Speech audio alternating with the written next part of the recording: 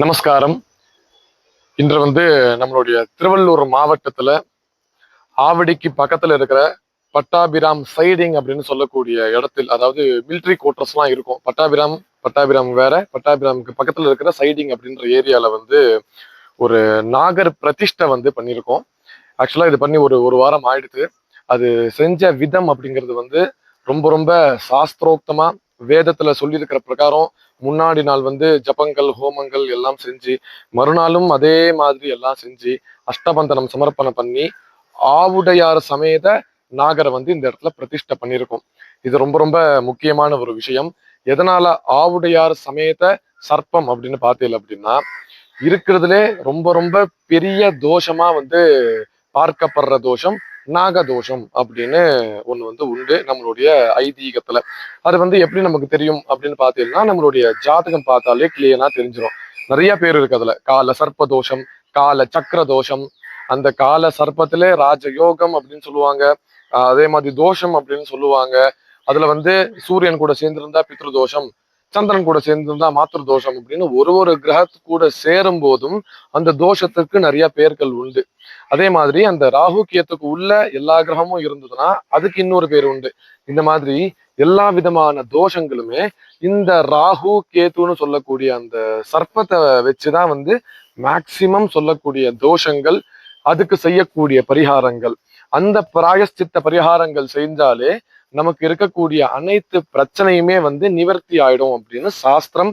அது நிறைய பேருக்கு நானும் பண்ணி வச்சிருக்கேன். என்னுடைய குருமார்கள்ல இருந்து எனக்கு முன்னாடியிலிருந்து இருக்கக்கூடிய எல்லாருமே அதே நம்மளுடைய ஹிந்து தர்ம சாஸ்திரத்துல, நம்மளுடைய சனாதன தர்மத்துல அது ரெகுலரா பண்ணி பண்ணி இது மூலியமா பயன் அடைஞ்சவங்க எத்தனையோ கோடிக்கணக்கான பேர்கள். இதுல ரொம்ப ரொம்ப முக்கியம், இந்த மெயினா இந்த வீடியோ நான் போடுறதுக்கு ரீசன் என்ன அப்படின்னு பார்த்தேன் அப்படின்னா, இந்த மாதிரி ஆவுடையார் சமேதமா சர்ப்பம் நீங்க காளஹஸ்தியை தவிர வேற எங்கேயுமே பார்க்கவே முடியாது. முக்கியமா நம்மளுடைய தமிழ்நாட்டுல எங்கேயுமே இந்த மாதிரி கிடையாது. அதாவது ராகு கேத்து ஸ்தலமா பார்க்கக்கூடிய திருநாகேஸ்வரமா இருக்கட்டும், திருப்பாம்புரமா இருக்கட்டும், திருக்கீழ்பள்ளமா இருக்கட்டும், நம்மளுடைய சென்னையை சுத்தியே நிறைய நவகிரக ஸ்தலம் இருக்கும். அதுல ராகு கேத்து ஸ்தலமா இருக்கக்கூடிய குன்றத்தூர், கோவூர், இந்த மாதிரியான இடத்துலயும் கூட இந்த மாதிரி ஆவுடையார் சமேதமா எந்த நாகருமே கிடையாது. அதுக்கு காரணம் இதோடைய தாத்பரியம் வேற, அதோடைய தாத்பரியம் வேற. ஆனா காளஹஸ்தியில இந்த மாதிரி இருக்கும் ரீசன், அங்க சிவபெருமாளே எல்லா சர்ப்பத்தையும் அவருக்குள்ள ஆலிங்கனம் பண்ணதுனாலதான் இன்னைக்கு பூலோகத்துல நம்மலாம் இருக்கோம். இப்ப வரைக்கும் அது இருந்துட்டு இருக்கிறதுக்கு காரணமும் அதுதான்.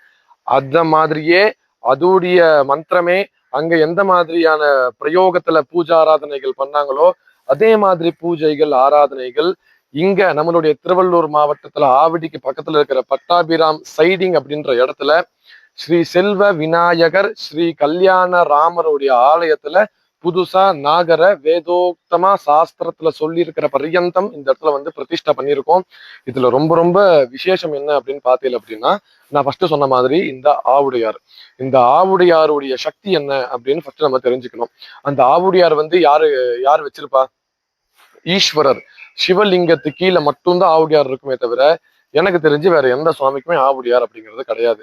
சோ அந்த சிவனை பிரதிஷ்டை பண்ணும்போது கீழே சிவன் யந்திரத்தை வச்சு அதுக்கு மேல சிவபெருமாளை பிரதிஷ்டை பண்ணுவா. இது சாஸ்திரம் சொல்லுது. இப்போ இந்த இடத்துல எப்படி பிரதிஷ்டை பண்ணியிருக்கோம் அப்படின்னா, ஆவுடையாருக்காக தனியா கீழே சிவ பிரதிஷ்டை, சிவன் யந்திரத்தை பிரதிஷ்டை. அதே மாதிரி சர்ப்பத்துக்காக தனியா நாக யந்திரத்தை மேல அந்த ஆவுடையாருக்கும் மேல வச்சு பிரதிஷ்டை பண்ணியிருக்கோம் இந்த நாகரை. அந்த மாதிரி தனியா இங்க இருக்கிற நாகரை நாகர பிரதிஷ்டை, அங்க இருக்கிற நாகத்தை எல்லாமே நாகருடைய யந்திரம் வச்சு பிரதிஷ்டை. ஆனா ரொம்ப ரொம்ப விசேஷம் அப்படிங்கிறது இந்த ஆவுடையார சமேதமா இருக்கிற இந்த நாகம் அப்படின்னு தான். மொத்தம் 8 விதமான நாகம் அப்படிங்கிறது உண்டு. அதுவும் தனித்தனியா இந்த இடத்துல ஹோமத்துல ஆகுதி கொடுத்து அவங்களுக்கு ஜபங்கள் பண்ணி அவங்களுக்கு பூஜைகள் ஆராதனைகள் பண்ணி அஷ்டபந்தனம் சமர்ப்பணம் பண்ணி இந்த இடத்துல கும்பாபிஷேகமும் ரொம்ப சிறந்த முறையில இங்க பண்ணியிருக்கோம். அதுல இந்த 8 விதமான நாகர் அப்படின்னு சொன்னேன் இல்லையா, அதுல எந்தெந்த நாகர் அப்படிங்கிறது சொல்றேன், தெரிஞ்சுக்கோங்க. 1 அனந்த, தக்ஷக, கார்கோட்டக, சங்கபால, குலிக்க, வாசுகி, பத்ம, மகாபத்ம அப்படின்னு 8 விதமான நாகங்கள் இந்த பூலோகத்தில் வந்து இந்த மாதிரி சர்ப்ப ரூபத்துல வந்து பார்க்கப்படுறது. இது எல்லாமே ராகு கேதுவா பிரிச்சு இவங்க ரெண்டுமே சேர்ந்த மாதிரி இருக்காங்க இல்லையா. சோ இது வந்து அஷ்ட சர்ப்பமும் இந்த ஒரே சிலையில ஆவாகனம் பண்ணி பிரதிஷ்டை பண்ணிருக்கோம் அப்படின்றதுனால எந்த விதமான எவ்வளவு விதமான தோஷங்கள் பாபங்கள் இருந்தாலுமே அந்த தோஷ நிவர்த்தி ஸ்தலமா வந்து இந்த ஆவுடையார் சமேதமா இருக்கிற நாகத்தை வந்து பூஜை பண்ணாலே அது நிவர்த்தி ஆயிடும் அப்படின்னு சாஸ்திரம் சொல்லுது, வேதம் சொல்லுது. அதனாலதான் இன்னைக்கு வரைக்கும் காளஹஸ்தியில அந்த மவுஸ் இருந்துகிட்டே இருக்கு. அதுக்கு ரீசன் அங்க போனா ஒரு பலித்தம் வருது அப்படின்னு.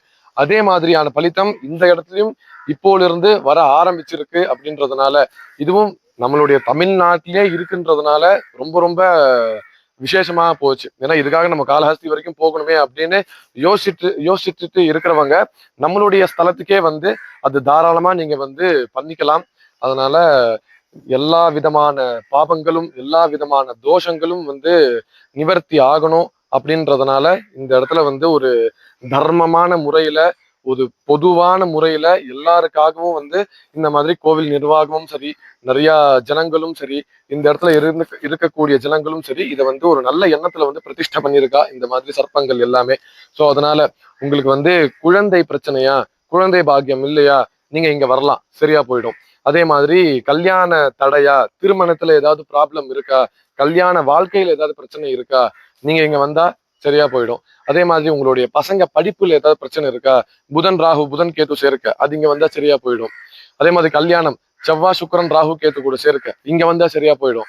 பித்ரு தோஷம், நம்மளுடைய முன்னோர்களுக்கு நம்ம தோஷம் இருக்கா, நம்ம வச்சிருக்கோமா அப்படிங்கிறது கண்டுபிடிக்கிறதே சூரியன் சந்திரன் ராகு கேத்து கூட சேர்ந்திருக்காரா இல்லையாங்கிறது தான், அதை வச்சுதான் வந்து சொல்றது.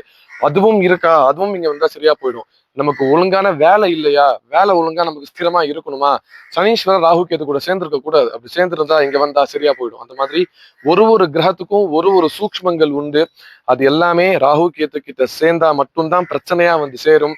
ஒண்ணும் வேண்டாம், நீங்களே உங்க ஜாதகத்தை பாருங்க, ராகு கேத்து கூட எந்த கிரகம் சேர்ந்திருக்கோ அந்த பர்பஸ் எல்லாமே நமக்கு பிரச்சனையா தான் இருக்கும் இல்லையா. ராகு கேத்துக்குள்ள நிறைய கிரகங்கள் இருந்தாலும் நம்மளுடைய வாழ்க்கையே பிரச்சனையா இருக்கும். அந்த மாதிரியான அதீத பிரச்சனையும் நிவர்த்தி செய்யக்கூடிய ஸ்தலமா இந்த செல்வ விநாயகர் ஸ்ரீ கல்யாண ராமர் ஆலயத்துல நாகங்கள் இருக்காங்க. இங்க வந்து உங்களுடைய பூஜைகள் ஆராதனைகள் செய்யணும், செஞ்சு மேலும் எல்லாரும் சுபிக்ஷமா நல்லா வாழணும் அப்படிங்கிறது நான் வந்து அந்த ஈஸ்வரர் கிட்டையும் மற்ற எல்லா சுவாமி கிட்டையும் நான் வந்து சங்கல்பம் எடுத்து பிரார்த்தனை பண்ணிக்கிறேன். மேற்கொண்டு இந்த மாதிரி இன்னும் நிறைய வீடியோவை வந்து நீங்க பார்க்கணும் அப்படின்னா நம்மளுடைய சேனலை சப்ஸ்கிரைப் பண்ணிக்கோங்க, பெல் ஐகானை வந்து நீங்க கிளிக் பண்ணிக்கோங்க. அப்பதான் நாங்க போடுற எஃபெக்ட் உங்களுக்கு வந்து சேரும். உங்களுக்கும் இது மூலியமா நிறைய நல்ல விஷயங்கள் அப்படிங்கிறது தெரிய வரும்.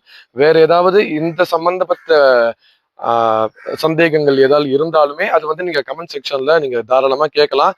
அதுக்கும் நான் வந்து உங்களுக்கு பதில் கொடுக்குறேன். ஃபோன் நம்பர் வந்து கீழே வரும். இந்த நம்பருக்கு ஏதாவது டவுட் இருந்தாலும் நீங்க தாராளமா வந்து ஃபோன் பண்ணி கேட்கலாம். நிறைய சந்தேகங்களுக்கு என்னால முடிந்த ஒரு பதில்களை நான் வந்து சொல்றேன். ஒருவேளை எனக்கு தெரியல அப்படின்னாலும் அதை பத்தி நான் ரிசர்ச் பண்ணி என்னுடைய குருமார்கள் கிட்ட தெரிஞ்சுக்கிட்டு, சாஸ்திரம் தெரிஞ்சுக்கிட்டு, வேதம் படிச்சுட்டு நான் வந்து உங்ககிட்ட வந்து சொல்றதுக்கு ரெடியா இருக்கேன். ஸோ எல்லாரும் வந்து சந்தோஷமா சௌக்கியமா இருக்கணும்னு நான் சுவாமி கிட்ட பிரார்த்தனை பண்ணிக்கிறேன். நன்றி, நமஸ்காரம்.